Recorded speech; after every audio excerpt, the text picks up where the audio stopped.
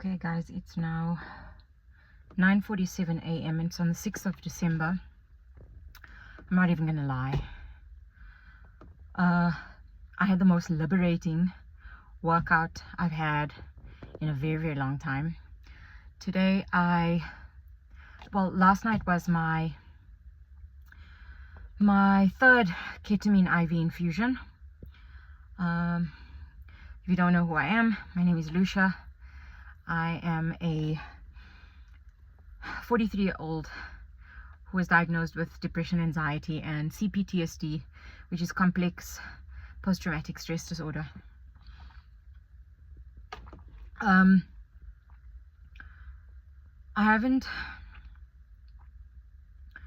think go back to my previous videos to learn about my journey and where I started and why I have decided to document my healing journey, my ketamine journey.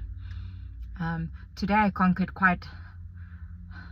it's massive for me because in 2021 I had a brain aneurysm at this very gym, and I was doing a warm-up set of squats on a squat rack machine, and I faced that fear today. I had the brain aneurysm in September 2021, and it's now December 2025. The very same squat machine, and I went up to it and I said, no, I'm not afraid of you. And needless to say, it was one of the hardest workouts I've had, because I think, and I chose leg day. I chose legs today because I've been following this YouTube powerlifter, Anatoly, and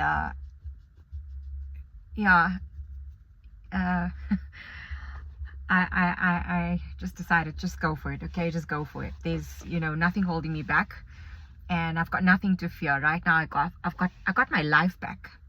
What ketamine has done is it's given me my life back, and it's given me this neuroplasticity window to reprogram these old toxic ways of thinking.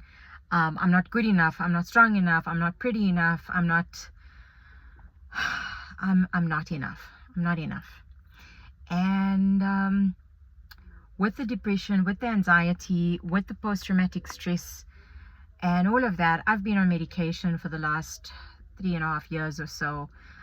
I've been through a shit show. I've been through this roller coaster of a ride, and as a last resort, I thought to myself, I've got to just try something new, right? And this was when I came across ketamine, and it's been life-changing for me. Talk about my trip last night. I was so exhausted. I was so exhausted. I was giddy. I was laughing, and I was with my very, very, very good friend. We've been friends for about 20 years, and she decided to do this ketamine journey as well and embark on this new life. And last night was my third infusion, and hers was her second infusion, but we were both so loopy. We were out of it. But I must tell you, during the week this week, I had ups and downs. You would have known from any of my previous videos if you watched it. I've been moving house. I'm starting a new business. I'm finding my voice again. I'm reprogramming myself. And wow, coming into the gym this morning was that step of reclamation and sovereignty. And I just feel like it's the old me, but it's a better me. It's just a better me. My muscles, oh my God, my muscles were telling me, listen, dude, you got to stop this now. Like, we are, and I'm going light sets. I suffered from a brain bleed. It's a subarachnoid brain hemorrhage. It's a stroke in your brain. My brain was bleeding. So for me to come into the gym is honestly just a miracle on its own, just to be here. So I'm going light. I am taking it easy.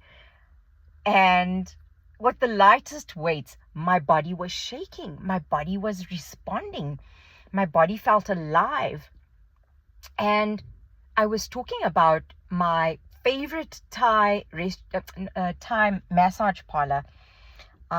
They're called Jasmine Thai Spa, and they're based in Randburg in Johannesburg. And if you're ever out in Johannesburg, just find Jasmine Thai Spa, and you'll never be sorry. Okay. And I've been to Thailand a couple of times, and the Thai massages for me are just the best ever. But during this dark period of my life, I was going for Thai massages thinking that I need to de-stress.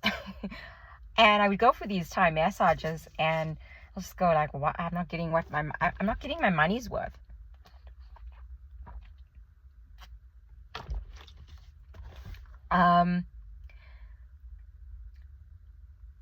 All along, it was nervous tension. It was depression. It was my muscles being in fight or flight and holding on to this tension. And there's no way I can explain it unless you have been struggling with trauma bonds and hypervigilance, and you understand trauma in the body and nervous tension trauma, and you understand attachment styles and attachment systems.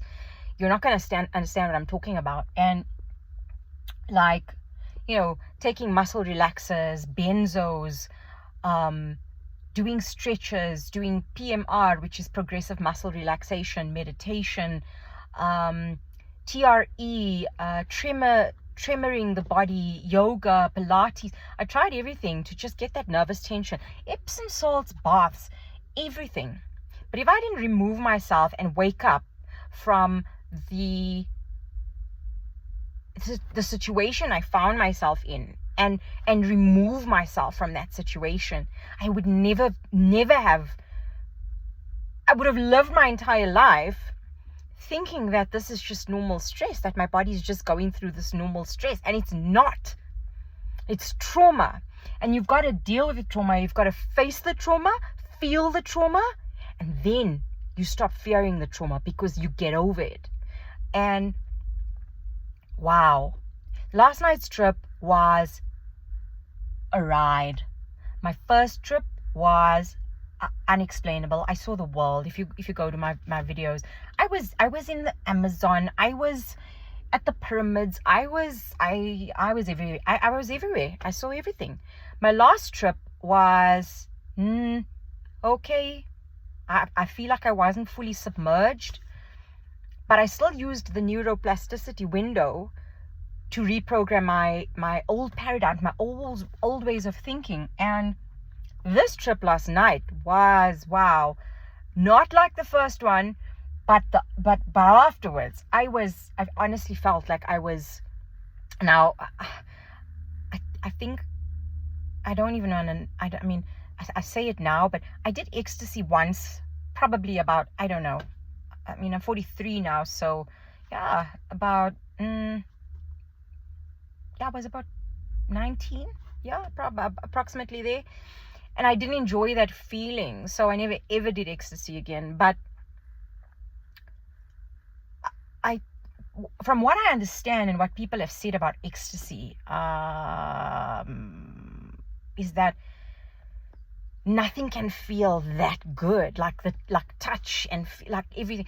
Now, this is how I feel now. This is how I felt last night. Last night, I felt like I was still on my trip. I was giddy. I was laughing. I was happy. I couldn't journal last night. I journaled this morning when I woke up. I couldn't. I was out of it. We Ubered because we had our IV session together, and we Ubered home, and we were just laughing about our trip and being on a train and being on space. And I said to her, if you had to talk, or I had to tell you about my trip and you weren't on this ketamine journey with me, you would think I'm proper. This girl needs to be admitted to a psychiatric ward. And she laughed and she says, 100%. And if I tell anybody what I'm experiencing right now, they'll think the same thing. But the reality is we're both on this journey together, which is so beautiful, because I can tell her, you know what? Last night I was in this elevator while I was in my trip, and the elevator lodged and slotted and did this and did that, and she got me. And she felt like she was a character in Fortnite and somebody was controlling her and she was gaming. But you're in the trip and you're in the experience, and you come out of that trip and it's amazing. And guys, don't get me wrong, the trip's beautiful, but it's what you do after the trip. It's what you do with what happens when that trip ends. And that's what I am doing right now, is I'm reclaiming my life back at the gym. I mean, I've had one of these already for the day. And I have an appointment to get to, so I need to be cognizant of time. But I haven't felt better. And I can't wait for my next IV. But leading up to my next IV, which is next week Tuesday, leading up to my next IV, I'm obviously going to do a lot of journaling, a lot of work, a lot of healing, and reflection. And you know, a brilliant thing about this journey is that you get given this workbook, and this workbook is, you know, you don't have to think about what to journal. You are given all of these questions, all of these prompts, and things that you never would have thought of. You know, life events. What brought you to this journey? What do you feel are things that you're holding on to, that you don't want to hold on to anymore? What are the things that you want to change, that you want to let go of? What's the key word? What's the one word that you want to take along with you on this journey? My key word was and is rise. Rise.